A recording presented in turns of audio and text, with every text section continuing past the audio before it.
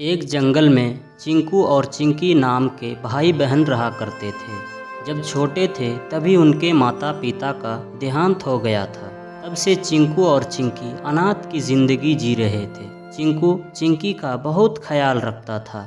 उनके माता पिता बहुत गरीब थे, इस कारण उनके पास घर नहीं था। चिंकू अपनी बहन के साथ फुटपाथ पर रहा करता था। चिंकू काम करके अपना और अपनी बहन का पेट भरा करता था। एक दिन चिंकू कौवा गाड़ी साफ कर रहा था। तभी गाड़ी का मालिक, अरे ये कैसा गाड़ी साफ किया है तुमने? ऐसा गाड़ी साफ किया जाता है क्या? मालिक, मैं फिर से साफ कर दूंगा, मुझे जल्दी जाना है। ये लो 2 रुपये। मालिक, थोड़ा ज्यादा मिल जाते तो अच्छा होता। जैसा गाड़ी साफ किया है वैसा पैसा मिलेगा। ये कहकर गाड़ी का मालिक गाड़ी लेकर चला जाता है।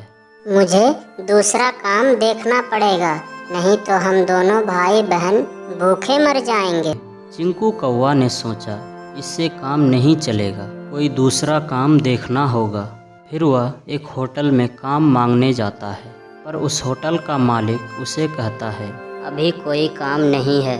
हाँ, बर्तन मांजने का काम है, क्या तुम कर पाओगे? और वह 20 रुपये में वो काम करने के लिए राजी हो जाते हैं। काम खत्म होने पर होटल का मालिक उसे 20 रुपया देकर कहता है, होटल में बहुत सारा भोजन बच गया है, क्या तुम खाओगे? वो राजी हो जाता है। चिंकू बड़े प्यार से भोजन करता है और होटल के मालिक को धन्यवाद देकर चला जाता है। तभी रास्ते में एक गाड़ी बहुत तेज उस रास्ते से आती है और चिंकू से टकरा जाती है। चिंकू बेहोश हो जाता है। जब उसे होश आती है तो वह हॉस्पिटल में होता है और उसके सामने मिट्ठू नाम का कोई खड़ा मिलता है। चिंकू उससे पूछता है, मैं गाड़ी से टकराया, फिर मैं अस्पताल में कैसे आया? मिट्ठू कहता है, वो गाड़ी मेरी ही थी, मेरी वजह से आज तुम्हारा ये हाल हुआ है। तुम चिंता मत करो, मैं अस्पताल का बिल भर दूंगा। तभी चिंकू ने देखा कि उसका एक पंख नहीं है। अपना पंख देखकर वो जोर जोर से रोने लगा। मिट्ठू ने कहा कि चलो मैं तुम्हें तुम्हारे घर तक छोड़ देता हूँ। चिंकू ने कहा, मेरा कोई घर नहीं है साहब। फिर तुम कहाँ रहते हो?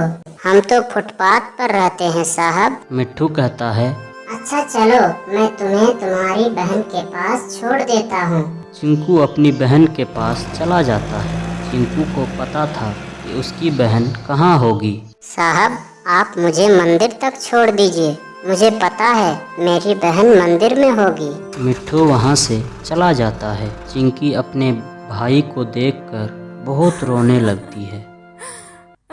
भगवान ऐसा क्यों करता है?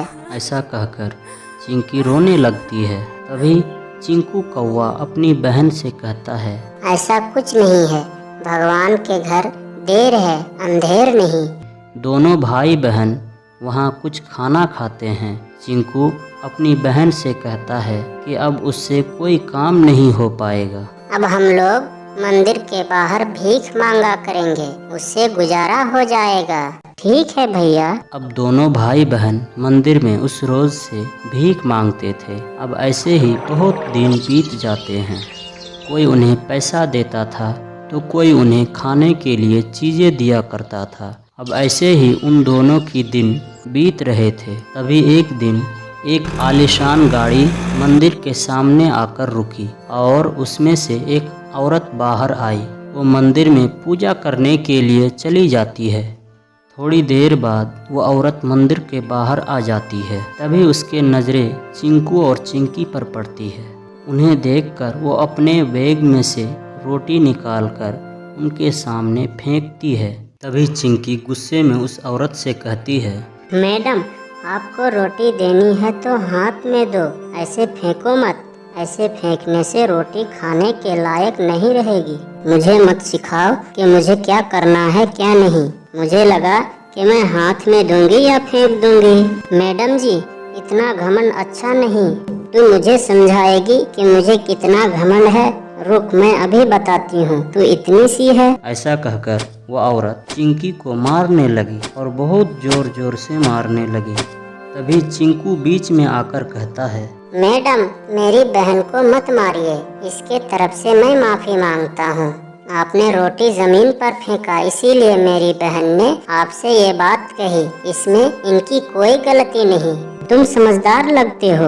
मैडम, ये गाड़ी से मेरा एक्सीडेंट हुआ था और तब से मैं अपाहिज हूँ। ये सुनते ही मैडम बहुत दुखी हुई और कहने लगी, मेरे पति ने मुझे बताया था कि उनकी गाड़ी से किसी बच्चे का एक्सीडेंट हो गया है। अच्छा, वो तुम ही हो।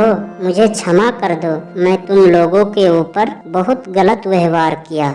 हमारी कोई औलाद नहीं है और मेरे पति को तुम्हारे पंख कट जाने का गम इतना सताया कि वह इस दुख को सहन नहीं कर पाए और वह इस दुनिया से चल बसे। उन्होंने तुम्हें ढूंढने की काफी कोशिश की, लेकिन तुम नहीं मिले। उन्होंने मुझसे वादा किया था कि अगर तुम कभी मिले तो उनको अपने बच्चे की तरह अपने पास ही रखना। तुम दोनों मेरे साथ मेरे घर चलो। वह दोनों उनके साथ जाने के लिए तैयार हो गए। अब वह दोनों उस घर में बहुत खुशी खुशी रहते थे और वह औरत भी उन्हें अपने बच्चों की तरह पाला करती थी। वह दोनों बहुत खुश थे। तो दोस्तों, हमें इस कहानी से ये सीख मिलती है कि गरीब होने के कारण किसी को भी कष्ट नहीं देना चाहिए। गरीबों की हमेशा सहायता करनी चाहिए।